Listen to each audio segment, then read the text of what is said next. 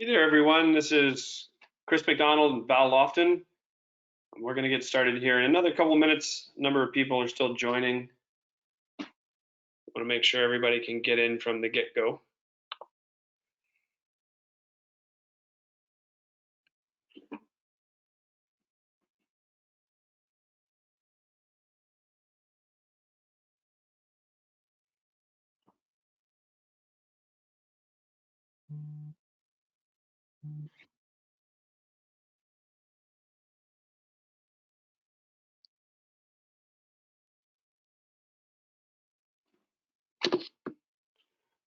All right, well, I think we'll go ahead and get started. Welcome, everyone. This talk is about partnering with your timer for success.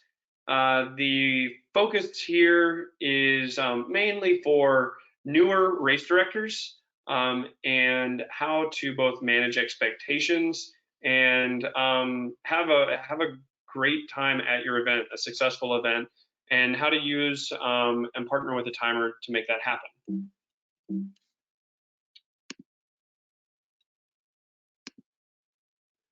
So getting the most out of your relationship with your timer, just so many of you know, timers can be a huge driving force behind an event.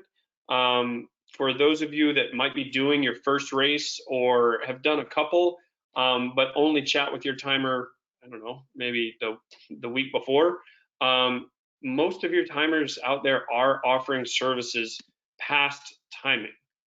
And Val and I had a conversation going into this, like where did we want to start?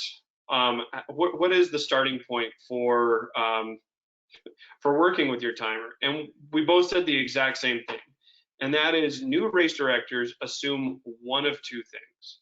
And that is that timers are going to do everything at your race, or that a timer is only there to time. And by communicating with your timer in advance, you can find out a lot. You can find out what that timer is going to do and what they're not planning on doing. And I know for a fact that I've been asked, and both Val and I have timed a number of races, but it's been assumed that I was going to set up the course or provide water or something like that, and that expectation was never managed. That the race director never actually reached out and asked that question.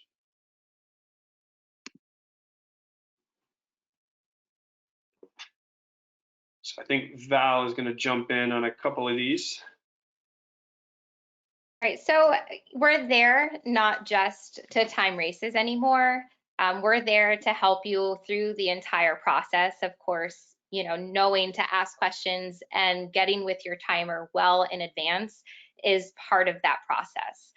Like Chris said, we don't know your expectations if you don't talk to us. And so making sure that you're talking to your timer and you are asking those questions is going to be a recipe for success for sure.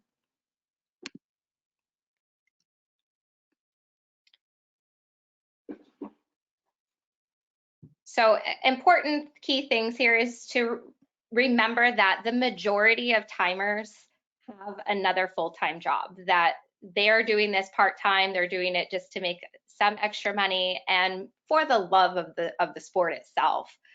So they're not going to be available 24/7 to you, and just to be a little bit patient between phone calls and emails. Timers, for the most part, have experienced every bad and good situation at a race. So they are really key in knowing what is going to make your event successful and what is going to turn out to be a disaster. So they are really good to talk to and get ideas of how to run certain aspects of your race. You really want to just pick their brain and get with them and understand the whole process if this is brand new to you. Or even if you've done a couple events, you can always learn something new if you're changing timers. So they've definitely learned what works and what doesn't from experience. Most timers are going to be extremely tech savvy. They understand what's going to be successful for online registration, race day registrations, check-ins, results, and a lot more. So make sure that you're asking and open to those things. You definitely need to be open to new ideas. You need to be open to both negative and positive feedback about your event. They're not there to criticize you and make you feel bad about your event. They're there to help you and say, it wasn't the smoothest operation, and maybe this is how we can fix this, or, hey, this went really great, and this is how we could maybe make that better. So just be open to both positive and negative feedback from the timer.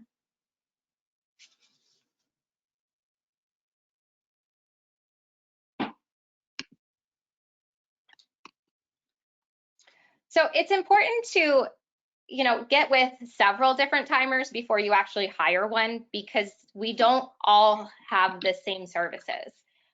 There are some extremely large companies that are going to be able to provide you with all the bells and whistles. And then there's other smaller companies that will give you the basics, what you need. That might be all you need. So it's important to talk to them and find out what services they offer and go with the timing company that's going to best meet your needs. If you're a small race that's going to be, 100 people, then you don't necessarily need to spend all the money for all those bells and whistles. So it's important that you know what they offer and what they don't offer. Most timing companies do have limited resources. A lot of them are just have a couple of employees, and so they might not be able to time multiple races on the same day, or they don't have a ton of equipment that they're able to have at multiple races. So it's important that you speak with them early, you set the expectations of what it is that you need, so that way they can prepare for your race as needed. And of course, you're not just compensating the timer for results. You are compensating them for their time, their expertise, their resources, and just their know-how on how to run a successful event, in addition to the very expensive equipment that we have to purchase in order to time those as well. So make sure that you are prepared to compensate your timer appropriately. So in Val, we did just have a question from Chris Miltmore asking how to find a timing company. And I was just going to add in that if you are looking for a timer, or you're trying to find one, you can actually go on RunSignup, and there is a, we'll end up sending that link out. There's a list of timers on there, and we get to it later in the slide deck. But it actually denotes whether or not they're a race day certified timer. And we'll get in further as to what that means. So yes, you can both Google just normal timers in your area, but with RunSignup, we've also created kind of a database, and it's free. If you are a timer and want to be listed there, we would happily list you as a timing company and where you generally work. So for those of you that might be timers listening in, that is a service that RunSignup provides.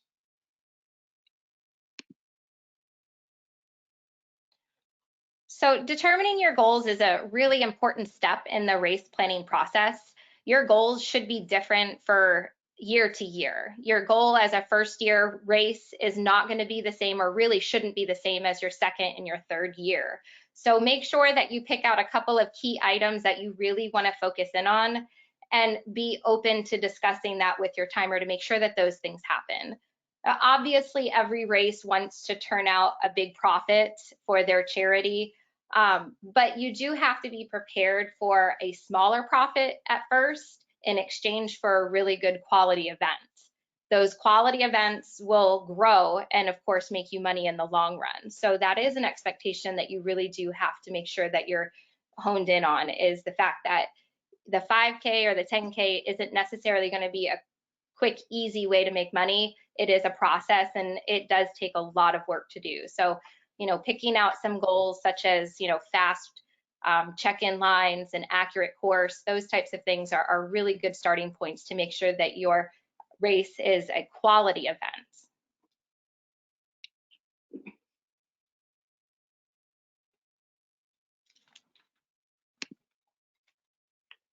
And so most timers, we kind of broke this down into several different sections. And core services, there's a lot of things a lot of timers can do.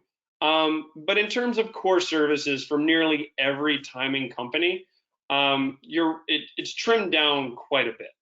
And so timers can manage bibs and changes to bib assignments. Obviously, you're hiring the timer to time and score the race. I can't think of a situation where a timer is not expected to deliver some sort of result. And then we kind of thought about it more, and I really do think that nearly every timer provides a race clock. Val said she does know of one person who doesn't, but nearly everyone is providing a race clock, and nearly every timing company has a finish line setup, whether it just be an arch and cones to, truss and barricades and fencing. And there's different levels of finish lines that you may or may not be paying for. So then we kind of go to the next level of timing services. And this is additional services that you should discuss if you're interested in from your timing company. And that is course mapping and certification. This could be through USA Track and Field if you're looking at getting a course certified. A lot of timing companies, it may be built into their fees, but they can either support or help manage packet pickup. Other race companies or other timing companies, they might not help manage the packet pickup per se. They might run a troubleshooting desk that is more of that race day changes. Hey, I'm in the 5K, I want to switch to the 10K, or John is going to run with Susie's bib. We want to make sure that John doesn't win the overall female category. There are timing companies that also do race directing and course management. This could be, helping manage your volunteers to setting the course, putting out directional signs, putting out aid stations. Many timing companies have on hand, if you don't want to say hire them to put that stuff out, they might have cones, directional signs, and water coolers that maybe you don't have but would like to rent for the day. In terms of custom items, your bib, shirts, and medals that most races are giving out, or whether it's your bibs, customizing bibs. Some of you are just using, your stock black and white bibs, but a lot of your timing companies are able to get custom bibs at discounted pricing. And you might look at this as, oh, well, I don't want to spend that extra money, but it's a great place to possibly put sponsors and upsell that sponsorship.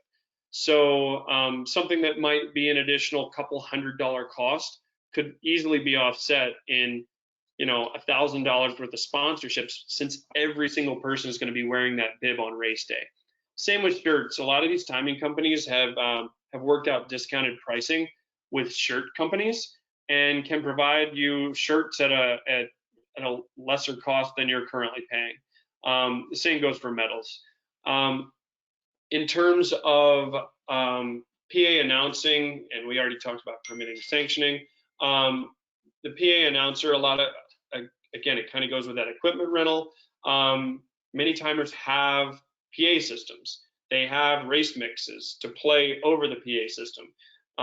They have microphones that can be used for awards or pre-race announcements or the countdown. In addition to that, they also, a number of timing companies provide result kiosks that you can use. And so that kind of moves us into the next level of RunSignup support that a timer can provide. And not every timing company does this, but a number of them do provide help with registration setup and race website setup.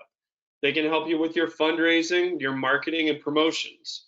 And so we kind of put this pink and green in because we're just about to transfer it out of the general RunSignup support and into the race day support in terms of the race day tools that RunSignup has.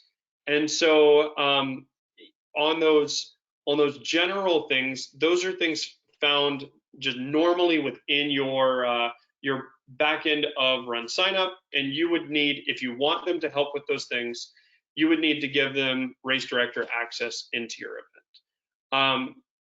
If you just want to hire them and have them as your timer, these people can still provide support in these other functions. And if you want to give them timer level access, if you go to your race wizard on step 1, scroll to the bottom, you'll see a search function that you can find your specific timer. It's not a great place to search for timers. If you actually want to search for a timer, and Chris, I just wanted to give you a quick, where is it? If you go on runsignup.com under features, and the third thing down is timers, and you can click on that and it brings you to find a timer, and a big button. You can click that and it'll bring you to your search, the timers by state and whether or not they're certified or not. But once you've located your timer, you can use these race day registration, and we'll get into some of these here shortly. Dynamic bib assignments, and for some of you, dynamic bib assignments work great. What dynamic bib assignment is the next person that comes up to packet pickup gets the next bib. So bibs aren't assigned in advance. You potentially could do race day check-in, whether it be with web check-in or the check-in app. You have the ability to do participant tracking, whether it be with split notifications from timing points out on the course, or with Racejoy. You have the ability to use race day photos, live to web results, and text and email results.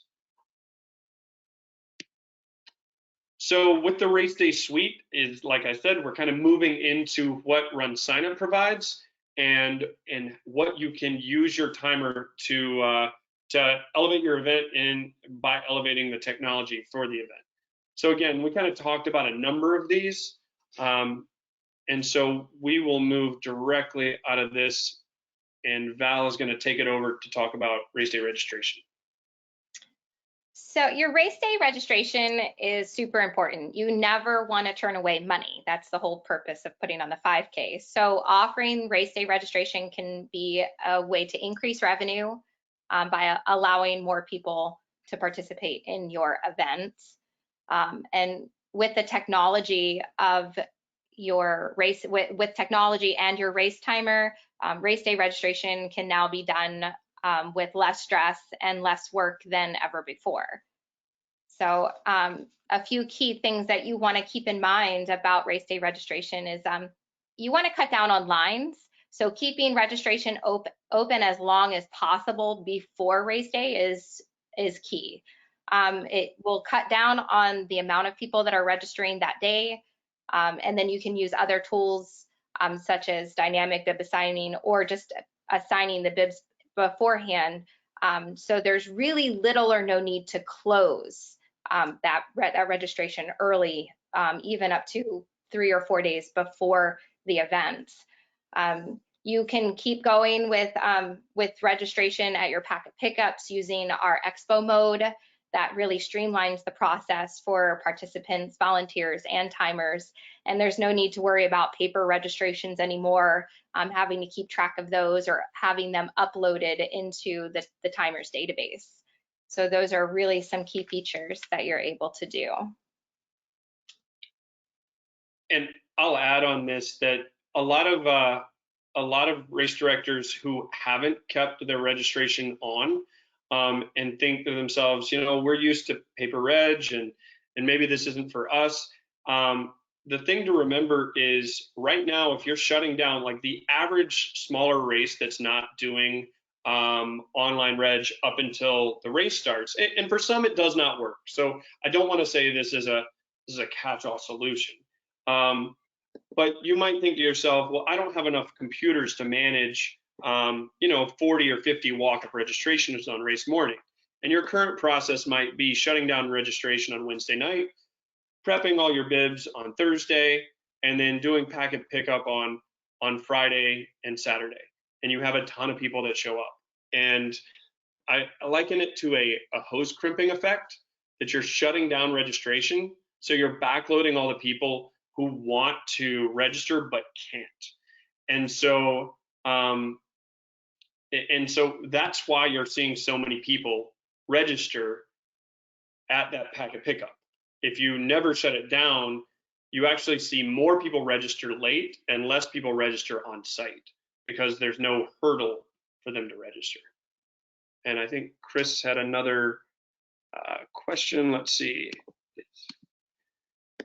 Expo mode available on your regular platform? Yes, it is, and we will get to that. So yes, Expo mode is available. And where is the Expo mode? Nicole is asking. If you go under on RunSignup on your page, if you go into your dashboard, all you have to do is click on your race day tools, race day registration, and Expo mode. So two of you asking that at the same time. So Expo mode for on-site registration is under, again, race day tools, race day registration, and Expo mode.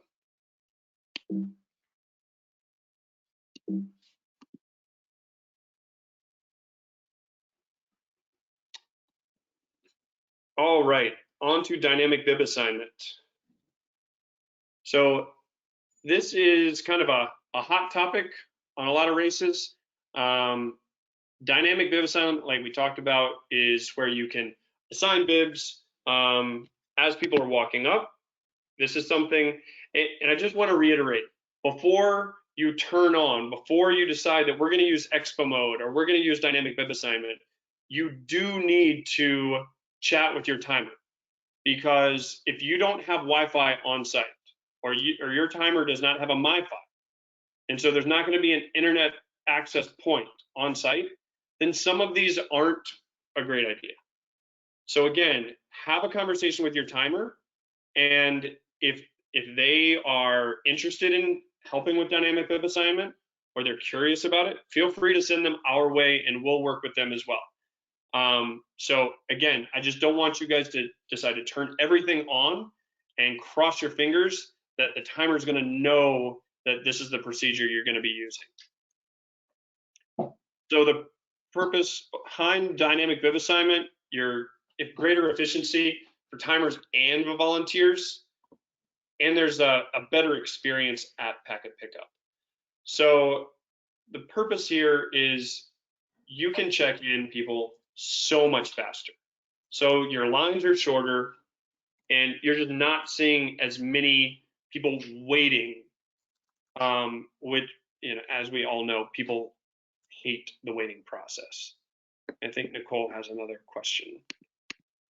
See, how can we enter paper registration form into online system?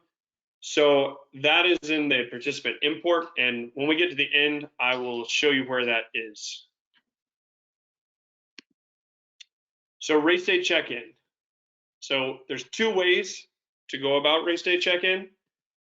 There is the race day web check-in, and you see on the left where it says race day tools on your dashboard, race day tools and race day check-in.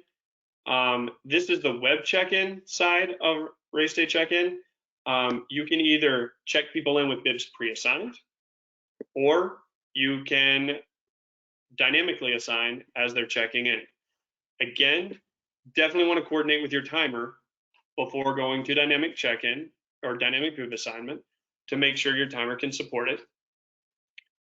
But also we have the check-in app. And so what we have here, the bibs are pre-assigned. So as people are checking in, you can search for them on your app. You can check them in. It'll give them, if we're checking in the Incredible Hulk, you can see when we click his name, he's in the test 5K. He's not yet checked in. His bib number is 2136. We've got his age in there and his sex to confirm. And then we know he's going to get an extra large. So let's be honest, Incredible Hulk's probably using a 4X. But and then let's say the Incredible Hulk hasn't signed the waiver yet. you can get the Incredible Hulk to sign the waiver because, as Nicole pointed out, she's got some people she wants to import into her race. Well, if you're importing into the race and they haven't had a chance to sign the waiver, you can have them sign the waiver. That saves a JPEG to their participant record with a timestamp. So this waiver here is saved onto the registration. So once they're checked in, they're all the way in and they're listed as yes. You can now see a green check mark beside the Incredible Hulk. And not only that, but I tell people about this a lot, especially if you're a race director who is not at packet pickup. Let's say you're out managing the finish line or something like that. You can open up the app in the settings. If you click the top left and go to check-in stats, you can actually see how many people have checked in. I know a lot of triathlon race directors use this to get a kind of an idea of how many participants they expect to go in the water on race day.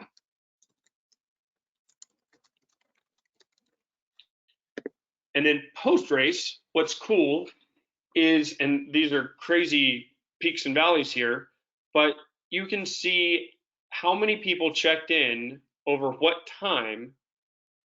And so later down the line, you can decide if you need more volunteers or less volunteers to help with that check-in process.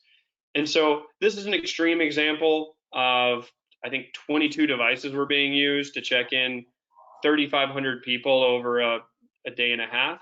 But after the fact, we were able to tell that, hey, right before dinner is served, we're seeing this huge group of people show up. And so maybe we need to have less people at, say, 9:25 a.m. on this screen. And, at 4:30 or 5 o'clock, we need to have more because they might be overloaded. So again, some of these, you can look at these reports after the fact and really get a good idea of how to improve the athlete and the volunteer experience. So again, for race day check-in, you're improving race logistics and you can scale to meet the event demands.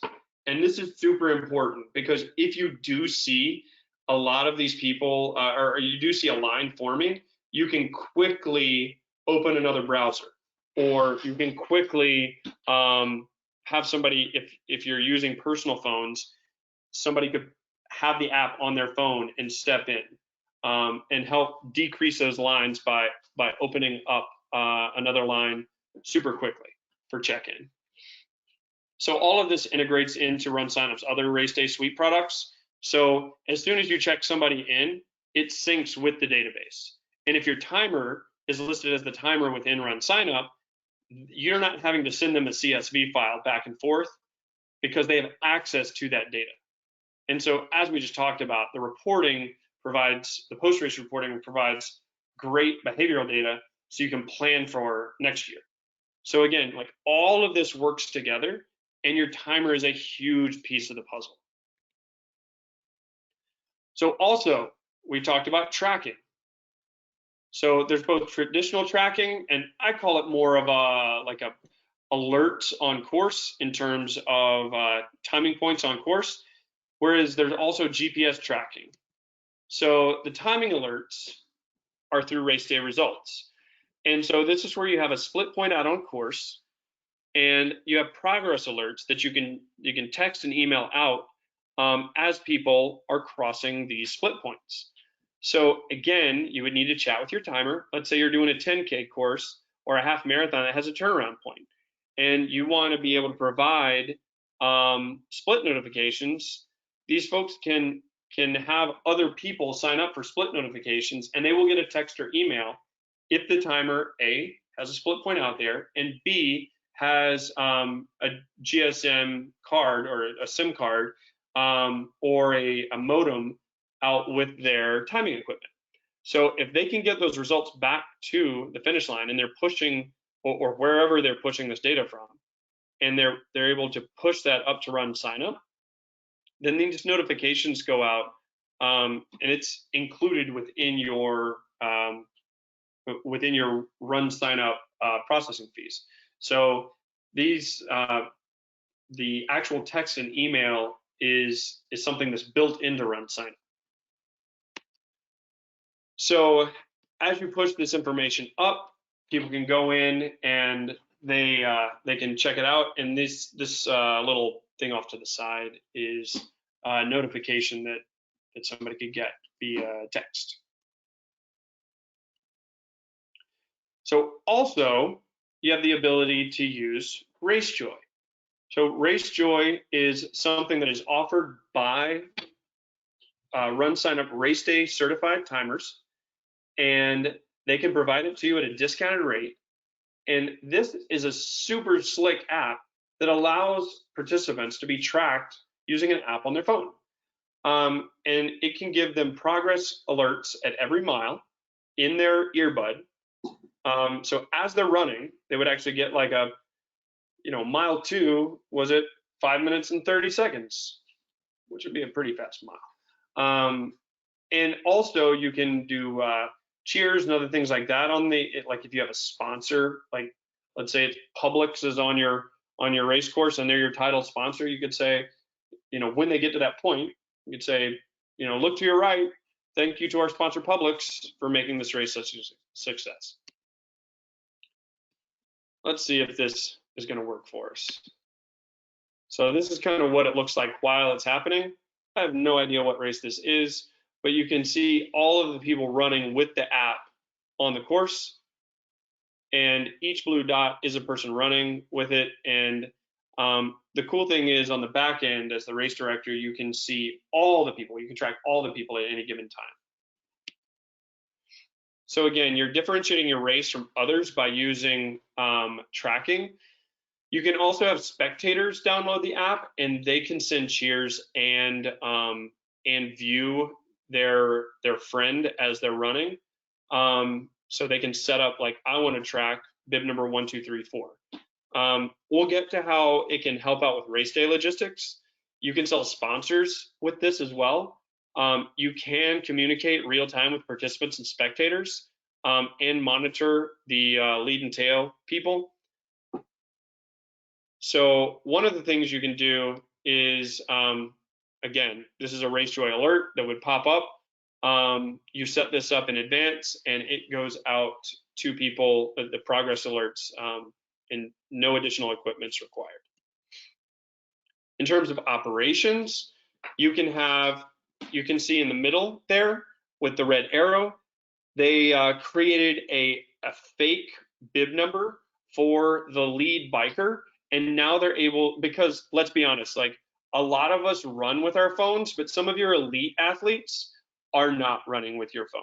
Like it's just not normal for your pros to run with a phone.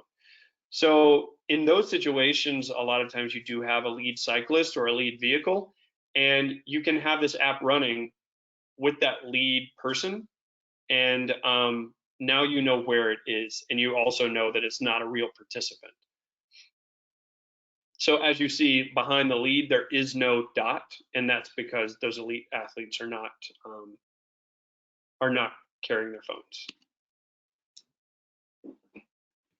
So just a reminder that Racejoy is available through Race Day certified timers. So if you're going through and looking for a timer on RunSignup, if you do see the Race Day certified timer badge, then your timer is Race Day certified, and they can provide you with something like Racejoy, which is a really slick toy to use at your event. Right, so our Race Day Photos is a great opportunity for advertising your event as well as the promotion of your sponsors. You can see on the large photo of the person running, you can actually add your logo, or you can add your sponsor's logo down on there for an extra advertising. So you can even sell that as an advertising spot, being like our photography sponsor and, you know, offer an amount, you know, $500 or whatever, and you can have your logo on all of our photos. You can have them shared directly to the participants' social media just by a touch of a button. They can share them, and it's just more promotion for your race. People are going to see those photos online and they're going to be like, wow, that looks like a lot of fun. I should come and do it. And all the photos are tagged directly to the participants' results page. So as soon as they go and they view their results, they're able to see a little button that says photos, and every photo that is tagged with their bib number using the Google Vision, they just show up right there. You do also have some untagged ones that, you know, that participants can go through and tag themselves. We also offer custom or a stock finisher certificate. It's just like an extra little prize for the participants to be able to go in and look at and download.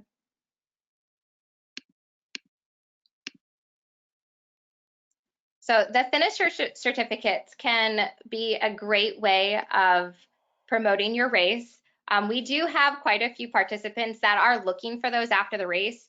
I'd have to say when we get emails in about them, participants looking for them, they're usually first-time participants in whatever distance they are, 5K, half marathon, but they really do enjoy them and it is something that they look for. So if you can personalize it and really make it your own, they value those, whether they keep them on their computer or they actually print them out and hang them on their wall. You know, it's just an extra way to say, congratulations, you did it. And it's a nice little extra that you can add on there for sponsorships as well.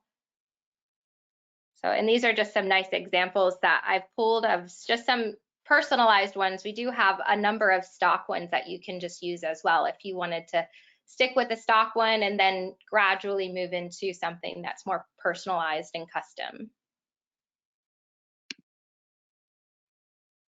So the race day photos is a great way to decrease your cost. You don't have to hire professional photographers that's going to upload them to their own website and have participants pay for them, or even you have to pay for them out of your pocket. You can have volunteers take photos and upload them directly to the RunSignup page. And so that way those photos are available for free to all of your participants. The photos do automatically appear along the side of each participant's results, as well as there is a photos tab that is created that they can just go in and find their photos if they wanted to do it that way. And like I discussed, the watermarking feature, you can add your race logo, or if you have a sponsorship that you wanted to advertise on there, you can add it on there. And, you know, definitely think about designing your own custom finisher certificate for your race. It really does stand out. And like I said, just, you know, working in the info box, we do have quite a few participants emailing in asking where they can find those. And they're just going to find that right on their results page as well. And it's just something that they can click on and they can view it, or they can print it right there. 2020 is going to be a great year for our race day photo section. There are a lot of really good upgrades that are coming that's going to make the process a lot more user-friendly for the race director as well as for the participants. So keep an eye out for those this year.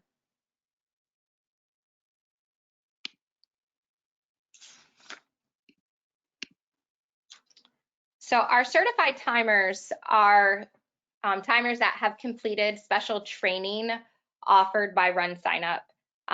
The training is based on integrating the race day tools, the timing software, and as well as Racejoy.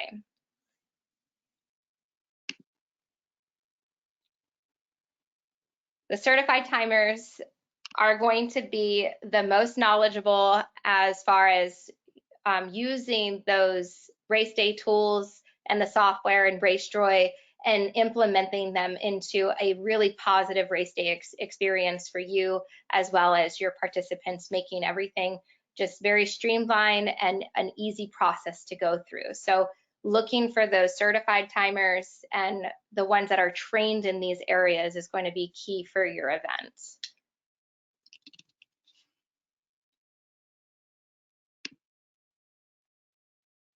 So as far as finding the timers, we do offer a way to do that, to find timers that are working within your area.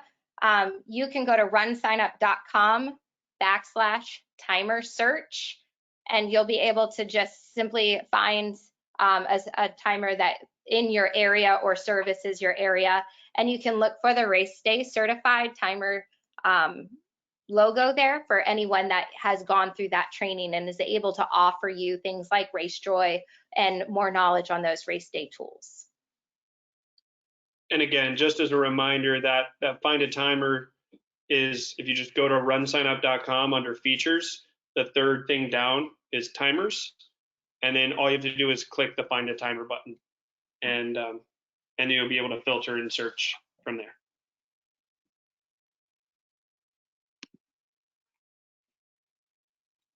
So in closing, talk to your timer again. So make sure you have these conversations with your timer in order to explore ways to get better and figure out what they think you can do.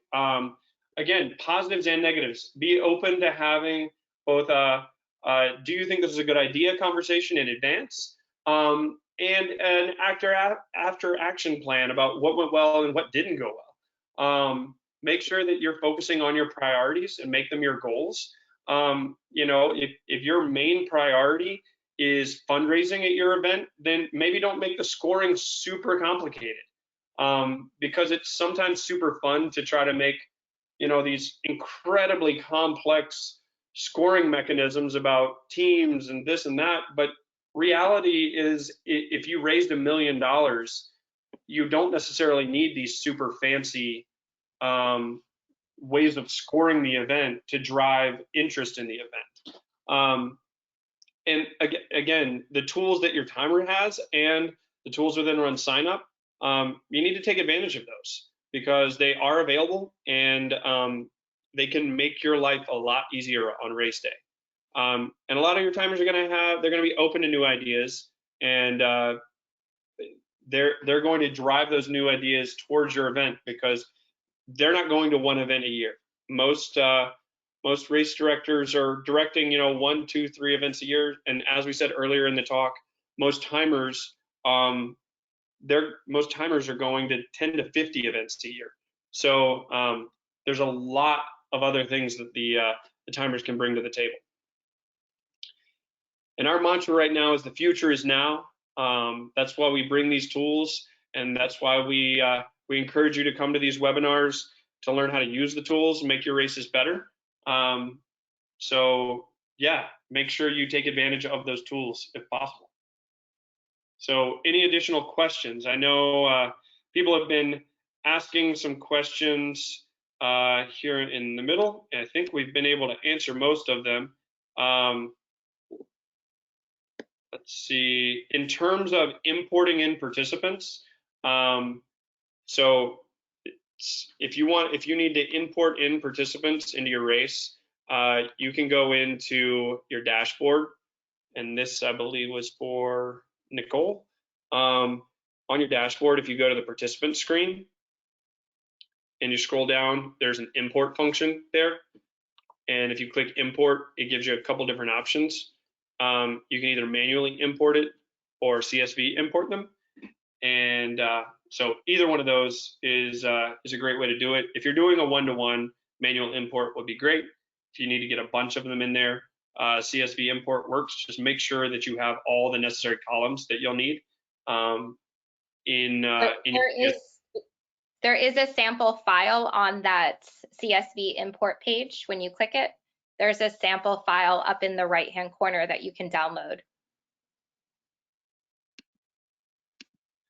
Let's see.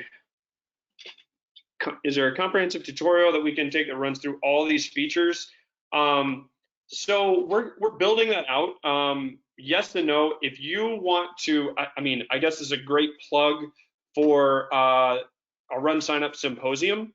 I can't say enough. I used RunSignup as a timer and a race director before I ever worked with RunSignup, as did Val. And I cannot paint a picture of how much I learned the first time I came to a symposium. The amount of knowledge sharing there is absolutely amazing. And now we have 2 a year. So I would say the #1 training that you could possibly do is see if you can make it to the symposium up in Philadelphia in July. Otherwise, there is a YouTube channel that we do a number of trainings and publish all of our videos there. And then another place to go look if you're looking for specific questions about things. Again, if you go to runsignup.com, on the homepage at the top, there is a learning tab. And if you click on that learning and scroll down, there are 3 things that I think are super helpful. One is support. It's a dynamic FAQ. So anytime we roll out a feature or anything like that, it's published a how-to in there in both text and sometimes video. Then we have the blog. The blog, I want to say there's like 1 or 2 blog posts a day that are published into it.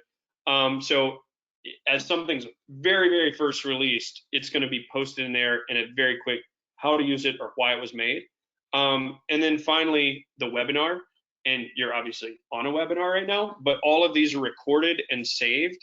And so you can go back and look at it. So like, for instance, I would think it's a good idea if you're hiring a new person to help you out or bringing on a new committee member to maybe make a list of cool features that you think they need to know about and sending them there to the RunSignup page and getting them to listen or watch some of those blogs or webinars would be great.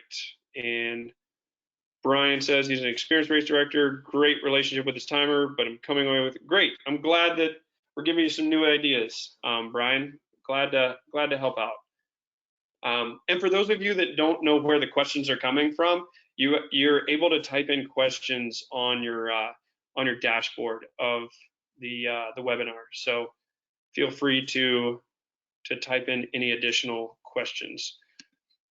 Where do you find past recorded webinars, Chris? Again, under learning, you might have been typing this as I was answering it, but runsignup.com, under learning at the very top, and you scroll down to, I think it's the 3rd from the bottom. And on that same learning thing is you get more information about the conferences too.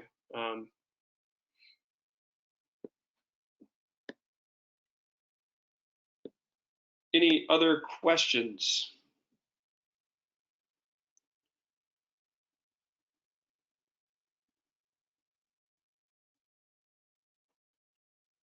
Well, if not, again, our emails are right there in front of you. Crisp at RunSignup, Val at RunSignup. Feel free to reach out if you do have any additional questions. We appreciate your time and thanks for joining us. And yeah, this webinar will also be published on both the YouTube and the webinars page. So thanks for joining, guys. We appreciate it.